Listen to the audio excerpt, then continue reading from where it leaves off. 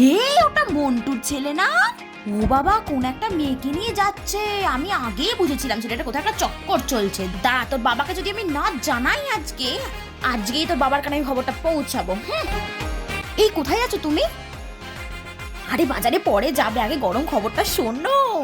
পাশের বাড়ি যে ভাড়াটার মেয়েটার বিয়ে হলো না, এই সেদিনকে গো। হ্যাঁ, ও বরটা ভেগে গেছে, ডিভোর্সের কথা চলছে।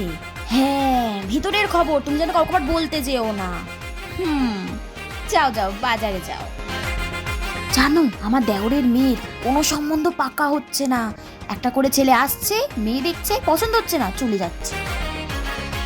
আরে, গায়ের রং তো কালো। তাই কি রে, ফেসবুকে দেখলাম আজকাল কটা ছেলের সাথে খুব রিলস বানাচ্ছিস। তা ওর মধ্যে কোনোটা তোর বয়ফ্রেন্ড হয় নাকি? না, আজকালকার মেয়েদের তো কিছু বলা যায় না, তারা যা ইচ্ছা তাই করে বেড়াচ্ছে। হ্যাঁ কাকিমা, যেমন তুমিও সব সময় পিএনপিসি করে যাও এর তার নামে, তোমাকে কি কেউ কিছু বলে? এই, তোর মুখে তো খুব চোপা দেখছি। শ্বশুর বাড়ি কিনা টিকতে পারবি না, আমি বলে দিলাম।